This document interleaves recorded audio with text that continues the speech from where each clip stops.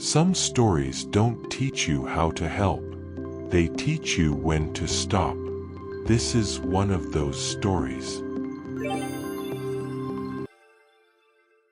Lila and Dimple worked as helpers in a large old mansion. They had worked there for years, quietly, honestly, without complaint. They were not related by blood, but life had made them family. Lila had a son. His father had died when the boy was very young. From that day on, Lila decided on one thing. Her son would never feel the absence of love. She worked longer hours, skipped meals, saved every rupee. Dimple helped too. She treated the boy like her own, bringing him food, small gifts, and kindness whenever she could. The child grew up surrounded by care, surrounded by protection, surrounded by people who never said no. But somewhere along the way, love slowly turned into rescue. As the boy grew older, he stopped working. He began drinking, started gambling. Whenever he lost money, he came home angry. He shouted at his mother, blamed her for small things, demanded more. And every time, Lila gave. If she didn't have money, Dimple helped. If both didn't have enough, they borrowed. They believed they were saving him. One evening, Lila came home shaking. She was crying. Dimple asked what happened. Lila said, "He is in debt again. People beat him today. They said they will come tomorrow for money." She looked at Dimple helplessly. "I don't know where to bring it from." Without thinking, Dimple opened her box and gave her savings. Lila looked down. "This won't be enough," she said quietly. After a moment, Dimple said, "We can ask the house owner for advance. 2 months' salary." They went together. The house owner listened quietly and gave them the money. Before leaving, he said in a calm, almost tired voice, "This will help for now. But the problem is not just money." He grew up with a lot of love, but no one taught him how to live responsibly. Lila lowered her head. Dimple felt those words settle heavily in her chest. On the way back, neither of them spoke.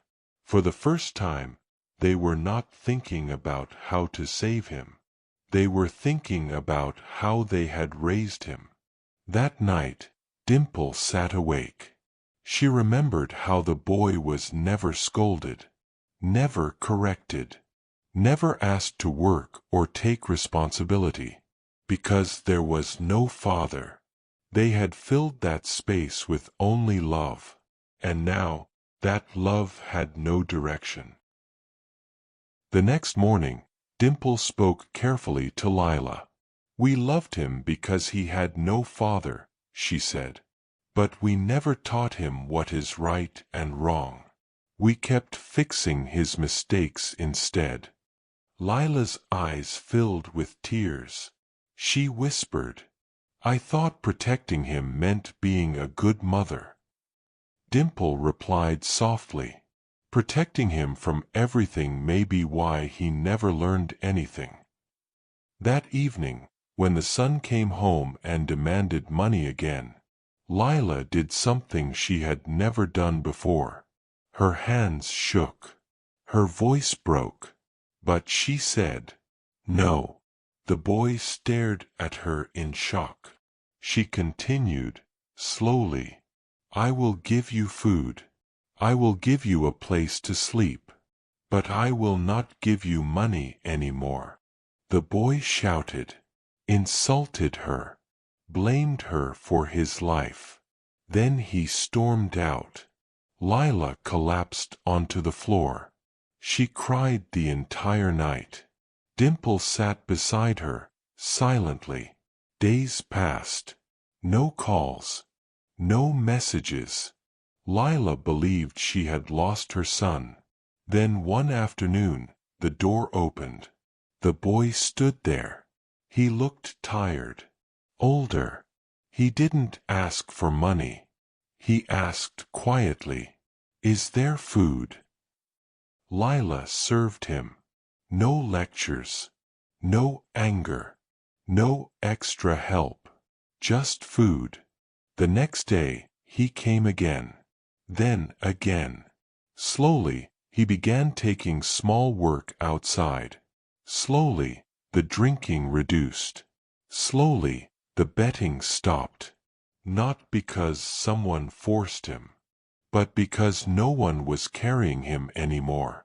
One evening, Lila sat beside Dimple and said, "I kept giving him money because I thought I was helping. I didn't realize I was stopping him from learning." Dimple nodded.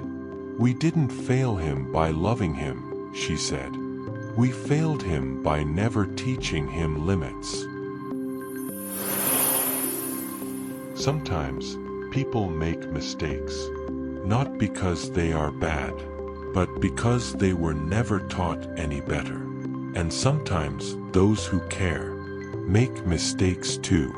They help with love, protect with good intentions, and fix problems again and again, believing that this is the right thing to do. But there comes a point when fixing every mistake stops someone from learning. Growth needs space, responsibility needs experience, and change needs room to happen. Real care is not about blaming anyone. It's about recognizing what isn't working and having the courage to do something different.